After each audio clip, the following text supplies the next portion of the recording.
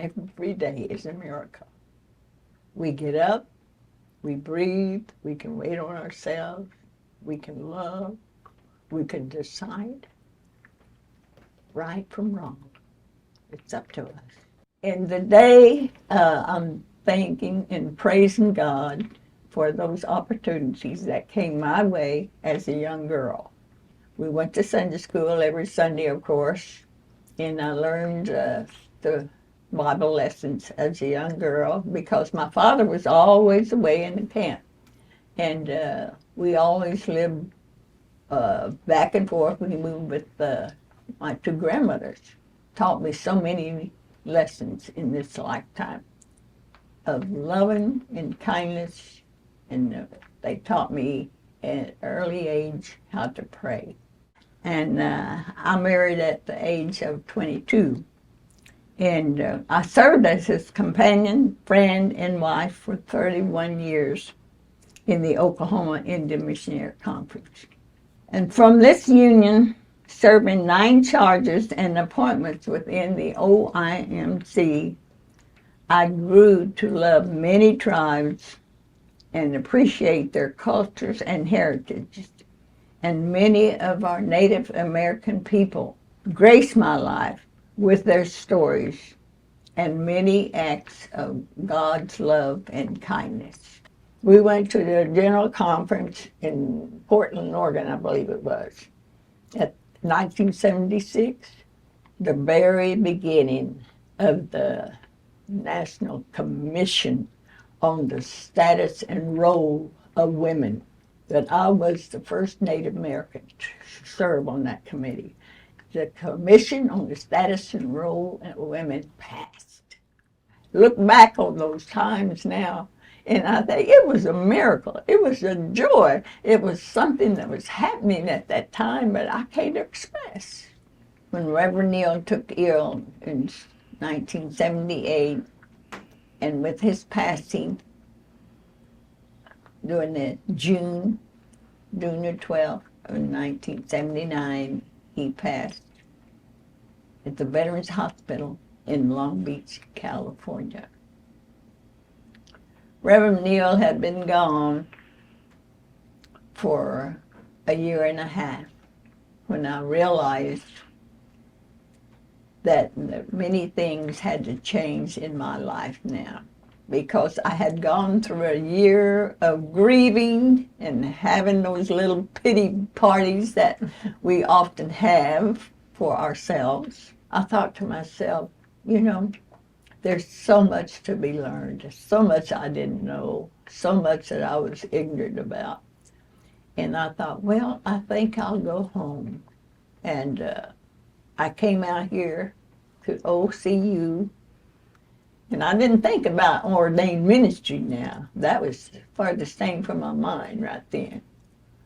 But I wanted to do something, and I knew it couldn't be done without an education. And for the 3 years that I was here, I knew I had to read. I'm not the smartest student in the class, I knew that.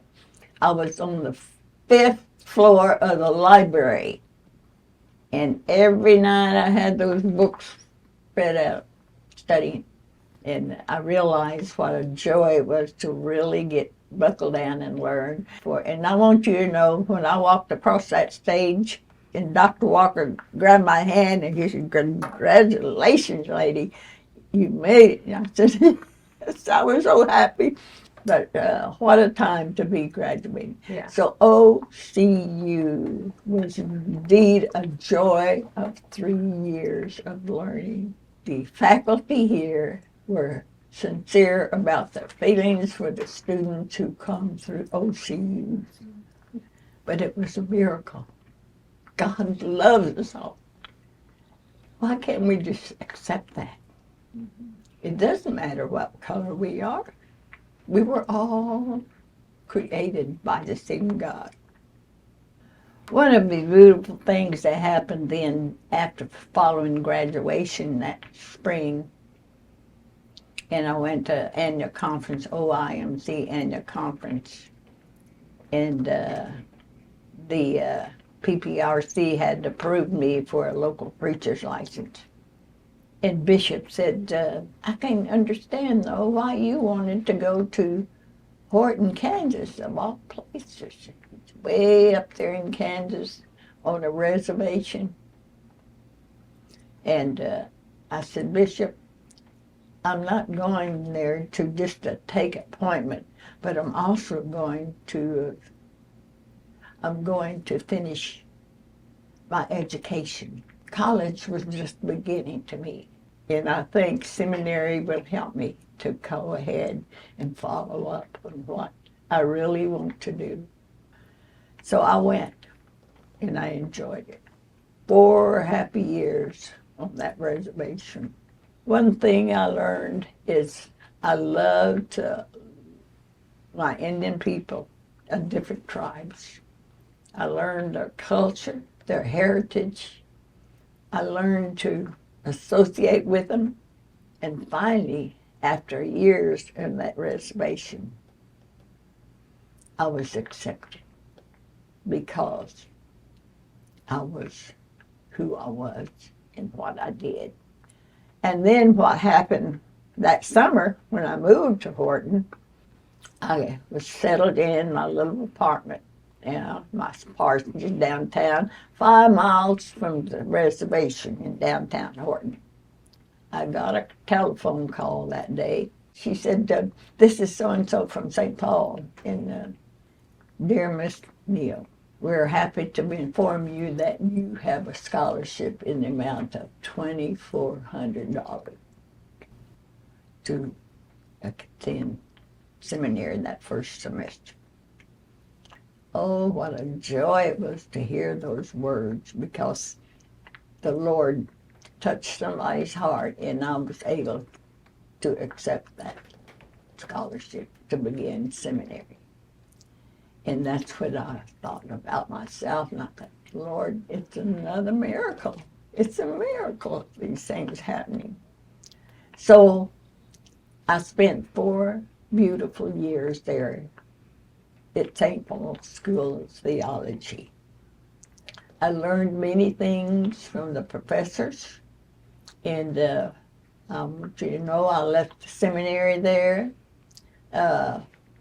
with a feeling of I didn't find all my answers to my questions, but I was taught how to find them.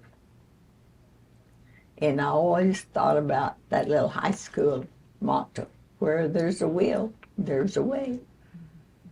Get out and do it. God's calling you. He's giving you a will to say yes or no. I'll make those decisions.